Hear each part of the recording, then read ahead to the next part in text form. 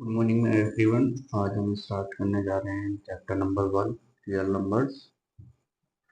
इसका इंट्रोडक्शन के लिए स्टार्ट करते हैं। देखिए, रियल नंबर्स होता है कि real number are the union of both rational and irrational numbers. Means कि जो रियल नंबर्स बने होते हैं वो हमारे रेशनल नंबर्स और इरेशनल नंबर्स का कॉम्बिनेशन होता है। ठीक है, अगर मैं इसको एक सिंपल चार्ट की फॉर्म में अगर रिप्रेजेंट करके आपको दिखाता हूँ, तो जैसे मान लीजिए कि ये हमारा रियल नंबर है।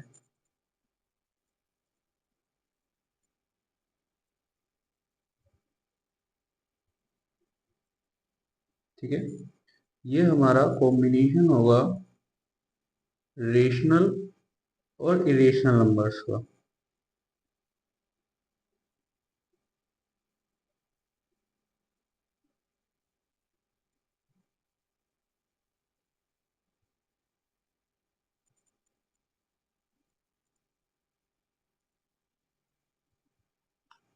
अब बात करते हैं कि what is rational and what is irrational numbers.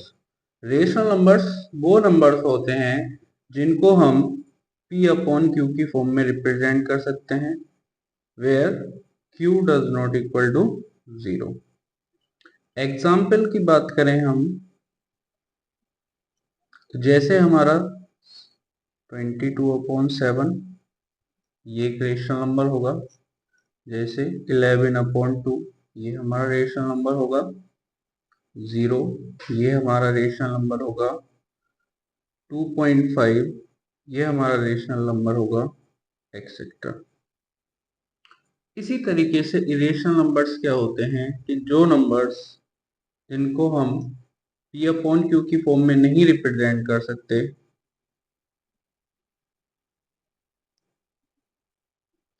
वो हमारे इरेशनल नंबर्स होते हैं।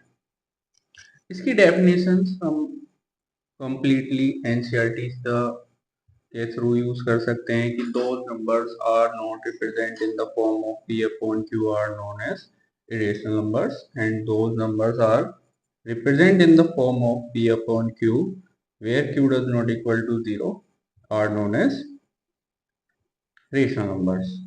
and p and q किस तरीके के नंबर्स होते हैं, ये हमारे बेटा इंटीजर्स होते हैं। ठीक है, बात करें एग्जाम्पल की रेशनल नंबर्स की, तो इसमें हमारे एग्जाम्पल आ जाएंगे पाई, √2, √3 एंड ऐसे नंबर्स जो non terminating non repeating values हो। एग्जाम्पल की बात करें तो जैसे 1 0 0 1 0 0 0 1 एंड सो, ये हमारा क्या हो जाएगा, इरेशनल नंबर्स के एग्जाम्पल जो हो जाएंगे, एक्सेट्रा। अब हमारी कुछ टर्म्स आती हैं जिन्हें हमें इस चैप्टर को स्टार्ट करते हुए हमें एक्सप्लेन करना पड़ेगा। जैसे what is natural number. Natural numbers क्या होते हैं?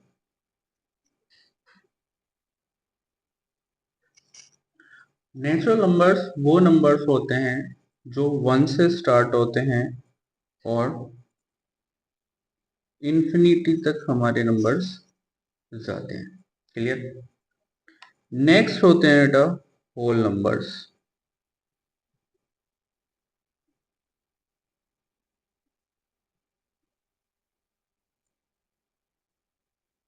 होल नंबर्स हमारे 0 से स्टार्ट होंगे और इन्फिनिटी तक जाएंगे। Got it? नेक्स्ट नंबर्स आते हैं हमारे इंटीजर्स।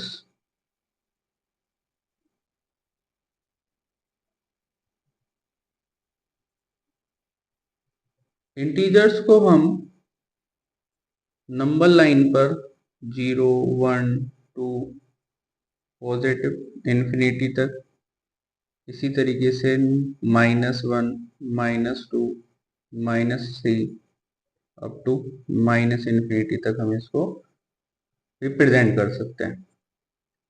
समझ में आया?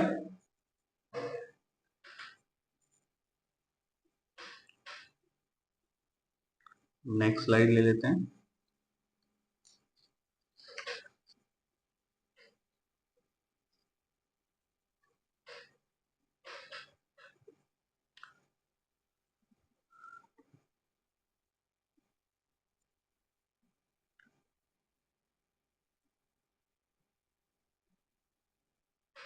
नेक्स्ट टर्म आती है हमारी प्राइम नंबर्स।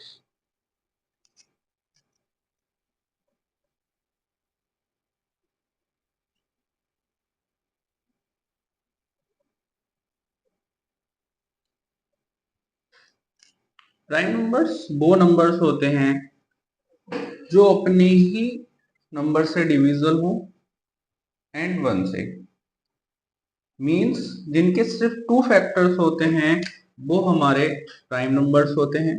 एग्जाम्पल में सबसे स्मॉलेस्ट प्राइम नंबर होगा हमारा 2। कैसे? अगर हम इसका प्राइम फैक्टर करें तो यहाँ पर हमें सिर्फ इसके दो फैक्टर्स मिलेंगे, 1 एंड 2। ओनली टू फैक्टर्स मिलेंगे, 2 इटसेल्फ एंड 1। नेक्स्ट अगर प्राइम नंबर्स की बात करें तो 3 का अगर हम प्राइम फैक्टर करते हैं तो 3 1 जा 3। यहाँ पर भी हमें 3 के सिर्फ टू फैक्टर्स मिलेंगे, 1 एंड 3। मतलब ऐसे नंबर्स जिनके सिर्फ टू फैक्टर्स हों, 1 एंड इटसेल्फ, और कॉल्ड प्राइम नंबर्स। ठीक है, तो अब और अदर एग्जांपल्स ले लेते हैं। 5 7 11 13 एंड सो ऑन। नेक्स्ट आते हैं बेटा composite numbers.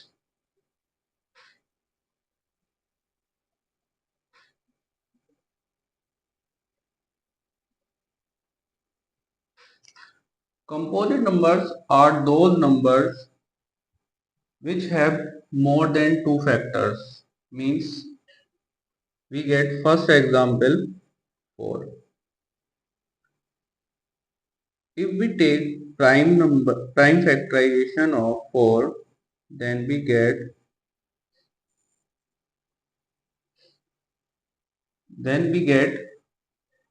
4 has more than two factors. मतलब कि 4 के जो हो गए हमारे इस बार 2 से ज्यादा फैक्टर हो गए। एग्जाम्पल जैसे 2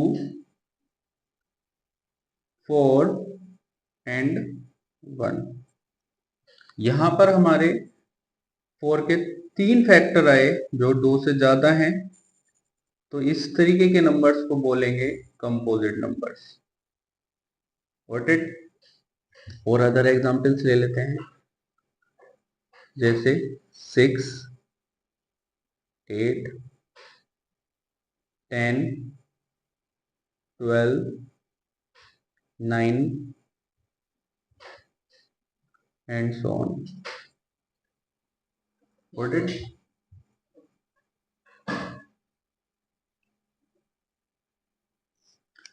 नेक्स्ट नंबर्स आते हैं even numbers.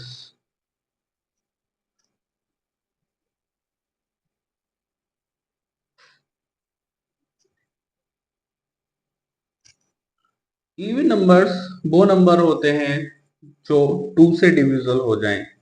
Example 2 4 6 8 10 12 14 and so on. Next numbers आते हैं odd numbers.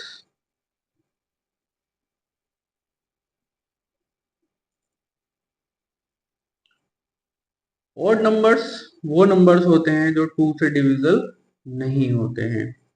Example 1 3 5 7 and so on. Note करके लिखेंगे 1 is neither prime nor composite। 1 ना तो आपका प्राइम नंबर होता है और ना ही कंपोजिट नंबर होता है। Got it? चलिए, अब कुछ टर्म्स हम अपने चैप्टर को और आगे ले जाने से पहले एक्सप्लेन कर लेते हैं कि प्राइम फैक्टराइजेशन क्या होता है। ठीक है, एग्जाम्पल ले लेते हैं एक। सपोज करिए हमने 64 अपना एक एग्जाम्पल लिया। अगर हमें इसे प्राइम फैक्टराइजेशन करना है तो हम इस तरीके से अपना एक 64 को ले लेंगे। अब हमें 64 को ऐसे नंबर से डिविजन करते चले जाना है कि इसके प्राइम फैक्टर्स होते चले जाएं। जैसे एग्जाम्पल में 64 को अगर हम 2 से डिविजन करेंगे तो हमारा आंसर 32 आएगा। फिर हम इस 32 को 2 से फिर डिविजन करेंगे, नेक्स्ट हमारा कितना आएगा 16। नेक्स्ट अगेन हम दोबारा से इस नंबर को 2 से डिविजन करें तो आंसर मिलेगा 8। नेक्स्ट हम अगर 2 को 2 से 8 को डिवाइड करें तो आंसर मिलेगा 4। नेक्स्ट 2 को 4 से डिवाइड करेंगे, सॉरी 4 को 2 से डिवाइड करेंगे तो आंसर मिलेगा 2। नेक्स्ट फिर 2 को 2 से डिवाइड करेंगे तो आंसर मिलेगा 1। इस 64 को अब हम 2 मल्टीप्लाई 2 मल्टीप्लाई 2 मल्टीप्लाई 2 मल्टीप्लाई 2 इस फॉर्म में हम इसको रिप्रेजेंट कर सकते हैं। What it?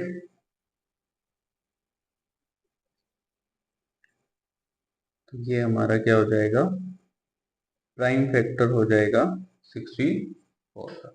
आई थिंक अभी तक मैंने जितना आपको थोड़ा बहुत एक्सप्लेन करा है, बेसिक पार्ट ये आपको क्लियर हुआ होगा।